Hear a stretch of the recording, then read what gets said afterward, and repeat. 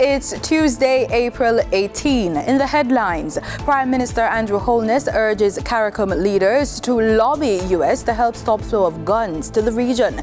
In business news, Finance Minister pushing for regional catastrophe bond. In regional news, Caribbean leaders agree violence is a public health issue. On the international scene, secret Chinese police station in New York City. In sports, Women's World Cup trophy lands in Jamaica for nationwide tour. This is the news on PBC Jamaica. I'm Simone Absalom Gale.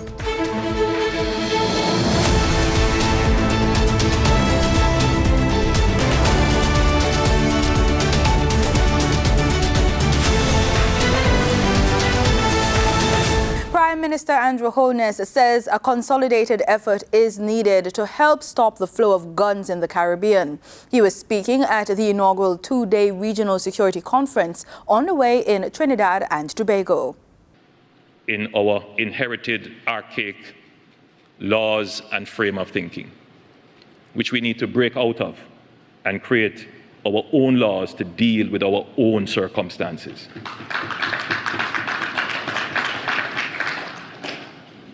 So, while I do call upon the United States and other countries to take responsibility for the illegal export of a dangerous weapon, which is the equivalent of drugs, I also call on our governments to put our money where our threats lie. Mr. Holness says there should be a greater focus on the ports of entry to CARICOM countries. We cannot rely on foreign countries to tell us what is moving in our waters and what is coming in our ports.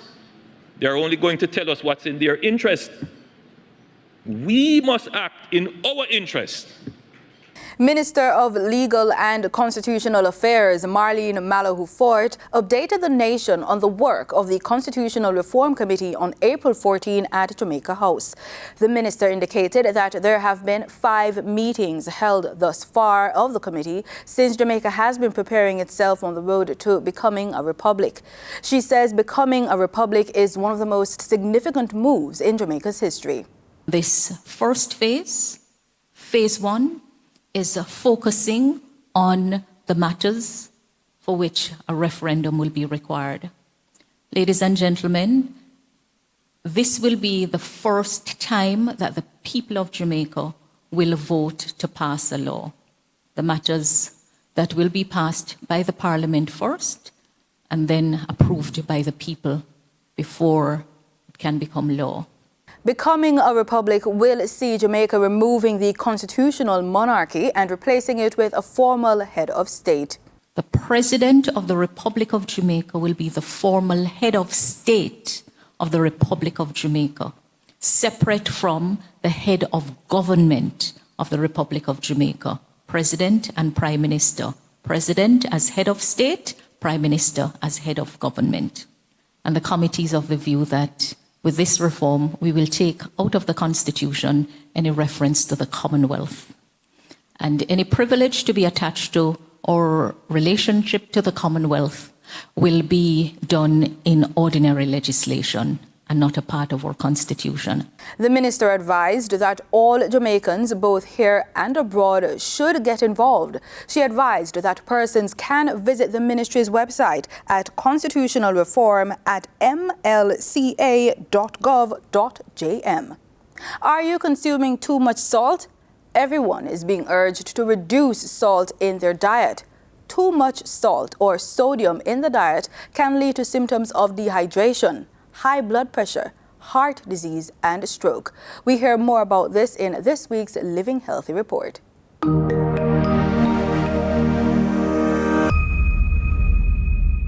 I'm Vismita Gupta-Smith. We are talking to Dr. Francesco Branca today. Welcome, Francesco. Francesco, WHO's latest report is urging everyone to reduce salt in our diet.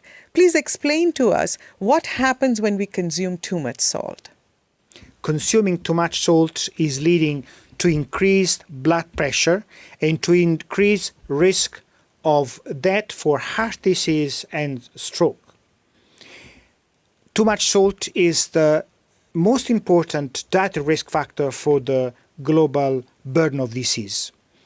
We have 1 adult in 4 that has a high blood pressure, and we have 2 million people dying every year as a result of consuming too much salt. Francesco, how do we know if we are consuming too much salt? Most of us are consuming too much salt. The WHO recommends to consume not more than 5 grams of salt every day, which is roughly half of what on average people consume in the world. You can get salt from what you add to foods at home, or you can get salt from the manufactured products. In many high-income countries, the largest amount of salt comes from manufactured food. About 80% comes from manufactured food, such as bread, cheeses, preserved meat, but also high salt snacks and food consumed out of home. Time now for the business report with Danita Rodney.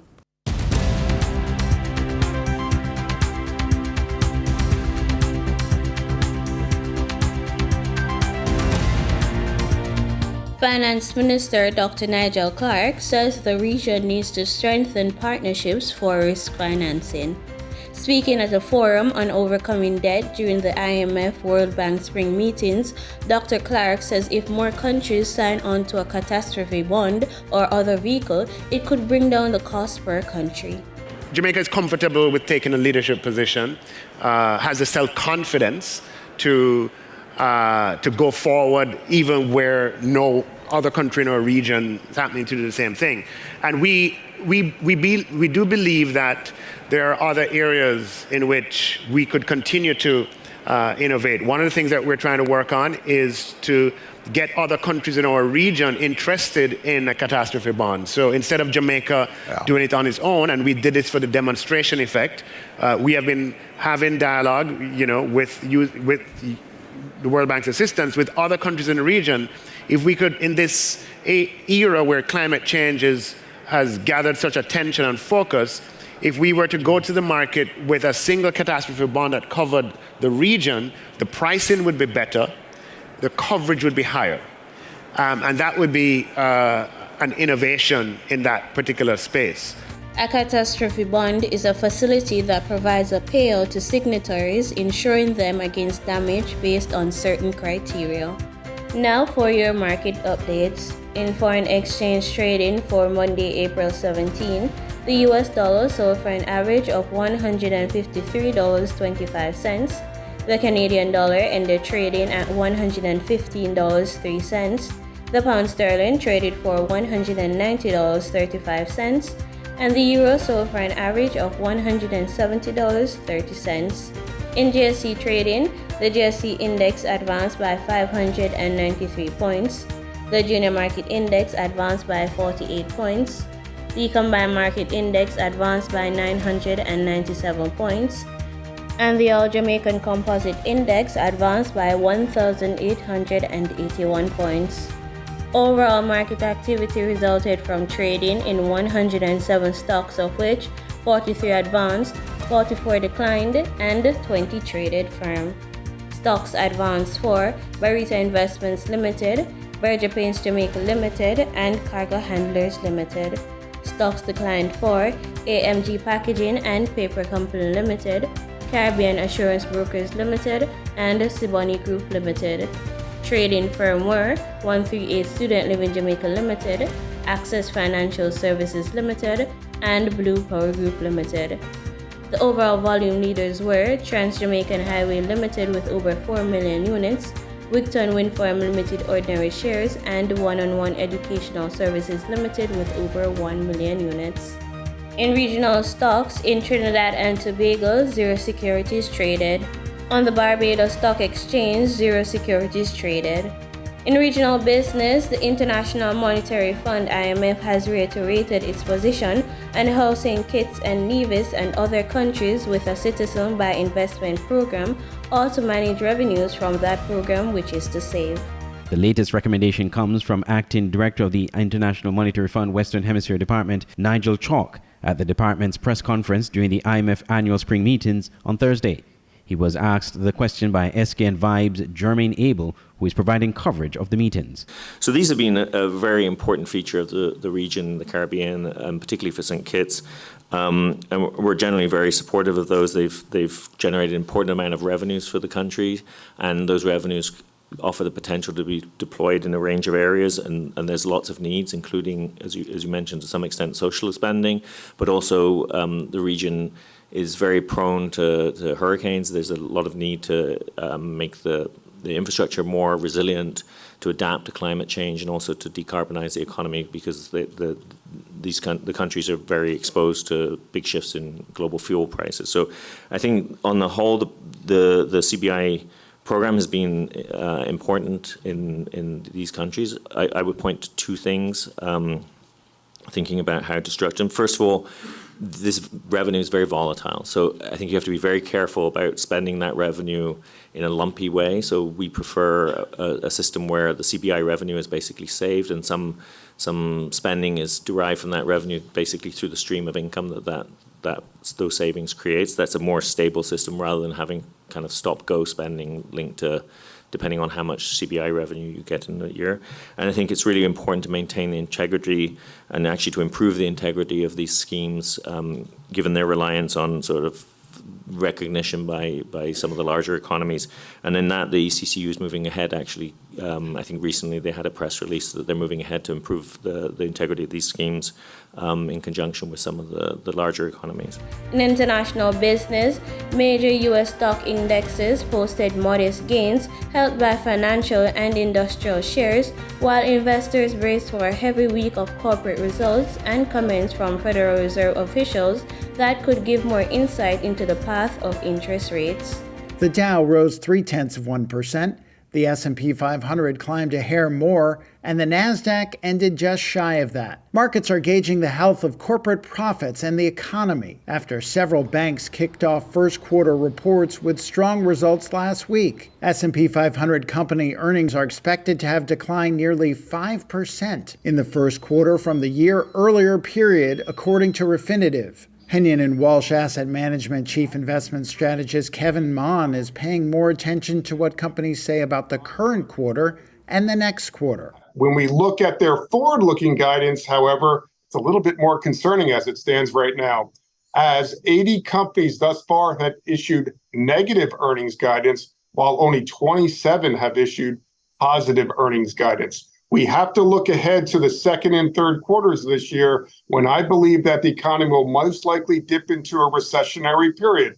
And if these companies are revising their earnings outlook downward looking ahead into those second and third quarters, well, they know that in all likelihood, sales are going to come down because, in my opinion, the consumer is going to start becoming more and more constrained with respect to their own purchases. Companies reporting later this week include Goldman Sachs, Netflix, and Tesla. State Street released results Monday before the market opened. The financial services provider's shares fell 9% after its profit missed estimates, hurt by a fall in fee income. And Google parent Alphabet stock dropped nearly 3%. After a report that Samsung was considering replacing Google with Microsoft-owned Bing as the default search engine on its devices. In market data for oil, oil fell for a second day as upbeat Chinese economic data failed to deflect the focus from a possible increase to U.S. interest rates and wider concern about the growth outlook. Brent crude fell by 33 cents to $84.43 a barrel, and West Texas Intermediate lost 37 cents to $80.46. And that was the business report on PBCJ. I'm Danita Rodney. In regional news, CARICOM leaders met on Monday to discuss violence as a public health issue.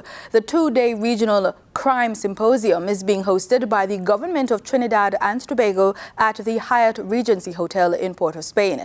Terry-Ann Brown-Campbell has more in this report. Crime and the consequences of crime are devastating the region. This from Chairman of CARICOM and Prime Minister of the Bahamas, Philip Davis. Prime Minister Davis noted more than a dozen murders are being committed in the region daily. On a typical day, some estimates suggest that an average of 13 young adults between the ages of 16 to 30 lose their lives to violent crime in our region. Meanwhile, Trinidad and Tobago's Prime Minister Dr. Keith Rowley, CARICOM's head with responsibility for energy and security, highlighted the consequences of crime on our societies. Violence in the Caribbean is a public health emergency which threatens our lives, our economies, our national security, and by extension, every aspect of our well-being. Dr. Rowley indicated the local murder rate climbed to above 600 in 2022, a new record for this country.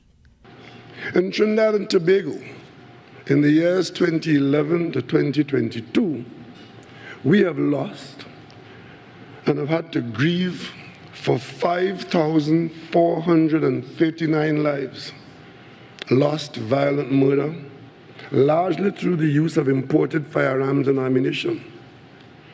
The two-day regional symposium on violence as a public health issue, the Crime Challenge, began at the Hyatt Regency on Monday. Terry-Ann Brown-Campbell, TTT News. The Prime Minister of Barbados, Mia Mottley, says regional heads of government need to cooperate to address the scourge of crime in the Caribbean. Terry-Ann Brown-Campbell is here with the story. Noting that since the Treaty of Chaguaramas was signed decades ago, security is the only pillar that has been added to the regional treaty in the last 20 years, Prime Minister of Barbados, Mia Mottley, said there are several areas for cooperation. Why are we all putting money separately and individually in forensic labs? 2, why are we not doing and pooling training? Because most police services in this region do not have enough forensic people. The judges, we need to start rotating the use of judges and magistrates in the region to ensure that there is not the familiarity with counsel and other circumstances and the things that people take for granted. Meanwhile, Prime Minister of St. Vincent and the Grenadines, Dr. Ralph Gonzalez, said there's a small minority of society which has chosen a life of crime. Those who are in the Boy Scouts, the Cadet Corps, play steel band, play football, play cricket, get involved in community activities, go to church, all of these various things. You hardly see any of them in front of the magistrate or the judge. The regional heads of state made their comments as they participated in a panel discussion on regional crime. Terry-Ann Brown-Campbell, TTT News. The Grenadian government is working towards cleaning the country's records from long-standing debts, improving revenue collections, and seeking new ways to access financing. Grenada is working towards clearing up its outstanding debts owed to different countries in a bid to improve the country's creditworthiness. Prime Minister Deacon Mitchell confirmed that government successfully negotiated a settlement of $5 million in long-standing debt arrears owed to the state of Libya, contracted in 1980s by the People's Revolutionary Government, the PRG. This was a major move made 4 months after winning the June 23, 2022 general elections. The Prime Minister says Trinidad and Tobago's debt is now next. Main creditor that we need to address is the Republic of Trinidad and Tobago, our sister CARICOM neighbor to the south, arising from monies that were advanced to Grenada in the aftermath of Hurricane Ivan and thereafter. And we are working on addressing that. Grenada presently owes Trinidad and Tobago $31.5 million. Loan number 1 for $16.5 million was contracted in September of 2005. Loan 2 of $15 million was contracted in June 2013.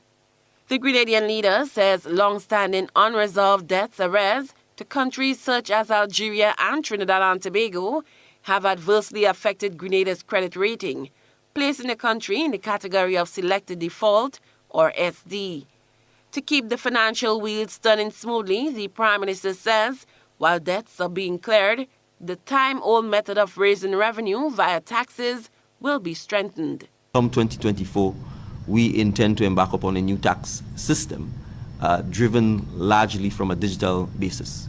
The advantages of doing so is that, one, it actually reduces the cost of tax collection to the government. Additional financing measures being looked at are carbon trading and climate change leverage for more concessionary financing.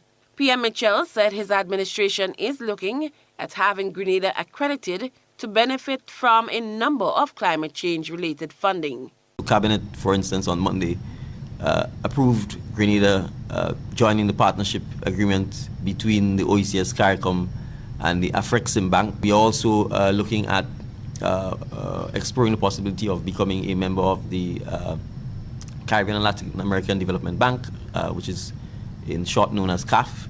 The team at the Ministry of Finance is currently reviewing that situation with the hope that we can get a cabinet approval in the not too distant future to also be able to partner with that institution. The PM's announcements were made during a recent post-cabinet briefing. Sherian Blackburn-Stephen, GBN News. High concentrations of the sargassum seaweed has washed up on the shores of Guyana, and according to Maria Fraser, a local marine biologist, the authorities must explore its potential to improve soil and biofuel components. During an interview with the newsroom, Maria Fraser, a biologist attached at the Ministry of Natural Resources, said the University of Guyana or the Ministry of Agriculture should conduct experiments using the decayed sargassum to improve the soil for crops to grow. Guyana is a land of many resources, as one would say. We have this abundance of resources out here in the seawall, and we need people to do a lot more research on this though. They can be used as fertilizer. You dry it, you mill it, you find out the composition that is required to mix with other other soil in fact. Sargassum contains nitrogen, phosphorus, and potassium. These are NPK compounds that is used for plant. Proactive ways to tackle the sargassum is to trap it before it gets to the shore. In Cancun, it is gathered and taken to onshore processing plants and transformed into fertilizer, fuel, or bioplastics. With several countries seeing greater amounts of the seaweed washing ashore, Fraser said considerations of how the country can benefit from the seaweed should be a major focus. Algae are basically small plant-like structures that are food or host for many marine life. But on the other hand, the decayed sargassum washed up on shores in many countries have a rotten egg-like smell that makes persons nauseous and get headaches. Sargassum has been present along the beaches of Guyana or along the coast of Guyana for years, but in this abundance, it's a lot, especially for this season of the year. But as you can see here along the coast of Guyana, sargassum is it has a bad smell. It's unsightly, especially for tourism. We know in countries like Barbados, Belize, and Florida, it causes a lot of tourism business to close down. In this case here in Guyana, we utilize our beach for many activities, and it's not a pleasant sight, of course. As a result of climate change, it is expected that it will continue to wash up throughout April until August as it tries to photosynthesize. During this time, however, the seaweed covers the surface of the ocean, suffocating the microorganisms below. Additionally, fisherfolk have complained that the seaweed gets trapped in their nets, causing low catches. Reporting for the newsroom, I am Lazina Yearwood. On the international scene, the FBI has arrested 2 U.S. citizens on charges of running a Chinese secret police station in New York. Investigators say the men had been persecuting people that Beijing sees as political dissidents.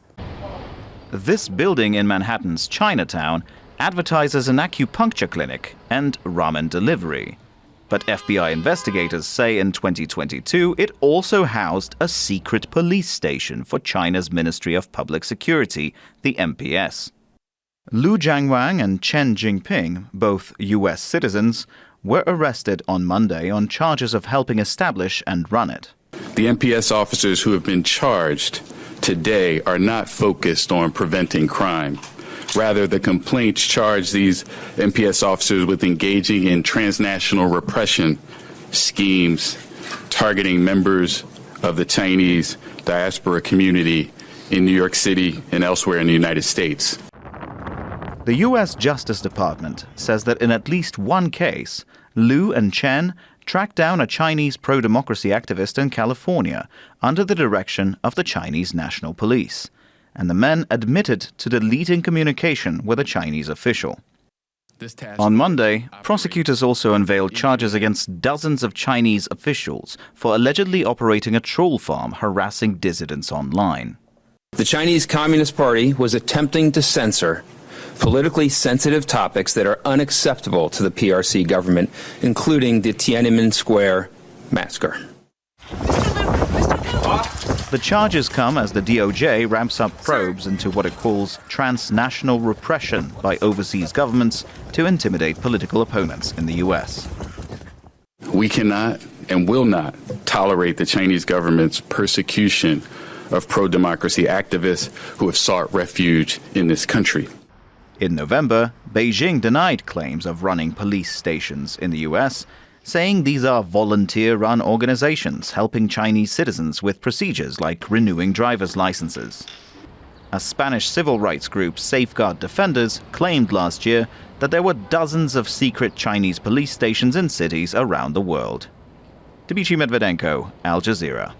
In sports, Minister of Culture, Gender, Entertainment and Sport, Olivia Babsy-Grange, says her ministry intends to provide a stipend of $20 million in support of Jamaican female soccer team. She was speaking at the recent unveiling of the Jamaican leg of the Women's World Cup Trophy Tour. The minister said it will address their nutrition and other training needs beginning at the end of April until the start of the finals. The minister advised that the government of Jamaica will be showing support in every possible area that the women will need in order to have a shot at being victorious. This is the original Women's FIFA World Cup trophy, and that's important. It's a trophy that is guarded carefully and protected. And I'm happy that Jamaica women national team, the Reggae Girls, will have an opportunity to compete for this trophy. So I had to be here this morning just to show my support and my pride in the fact that Jamaica has a chance to win this trophy. She adds that all Jamaicans and all state officials will be cheering on the Reggae Girls, hoping that they will advance in the World Cup finals taking place between July 20 to August 20. The Reggae Girls have qualified for their second consecutive World Cup finals. The World Cup Trophy Tour will travel and will be stopping at St. Jago High School, Ocherius High, and at Harmony Park Beach in Montego Bay. I'm here to welcome the team that has brought the trophy, and I'm just so happy that we have an opportunity to be a part of this great World Cup, Women's World Cup program.